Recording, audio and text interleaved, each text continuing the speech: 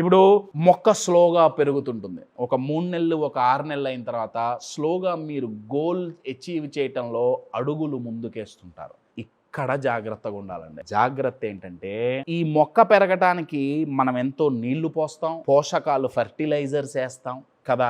దీని చుట్టుపక్కన కలుపు మొక్కలు పెరిగినాయి అనుకోండి, ఏమవుతుంది?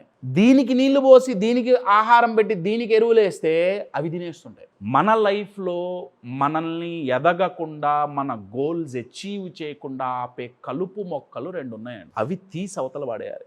ఆ కలుపు మొక్కల పేర్లే సెల్ఫ్ డౌట్. తేపకు ఒకసారి లేస్తుంటుంది ఇది, నువ్వు చేయలేమేమోరా, నీ వల్ల కాదేమోరా, ఇదొక కలుపు మొక్క. సెకండ్, ఓడిపోతామేమో, ఫియర్ ఆఫ్ ఫెయిల్యూర్, ఇదొక కలుపు మొక్క. Third, distractions. అంటే మనం ఎంతో ఫోకస్గా పనిచేస్తున్నప్పుడు ఈ డిస్ట్రాక్షన్స్ అనేవి వస్తాయి. ఒక అనవసరమైన పార్టీ రూపంలో కావచ్చు, మీరు అటెండ్ అవ్వకపోయినా ఆగని ఒక మ్యారేజ్ కావచ్చు. పోవటం వల్ల ఏమవుతుంది, ఎవరో 4-5 ఉంటారు అక్కడ. వాళ్ళు ఏమంటారు, మళ్ళీ ఇందాక అనుకున్నాం కదా మేకలు ఆవులు వచ్చి తినేస్తాయని, వాళ్ళు ఏమంటారు, ఈ ఫీల్డ్లో ఉన్నావా, నువ్వు ఈ పని చేస్తున్నావా, దీని బదులు ఈ ఉద్యోగం చేస్తే బాగుంటుందిగా, ఉచిత సలహాలు అడగకుండా ఇస్తుంటారు. ఇవన్నీ కలుపు మొక్కలండి. డిస్ట్రాక్షన్స్ చాలా పెద్ద కలుపు మొక్కలు.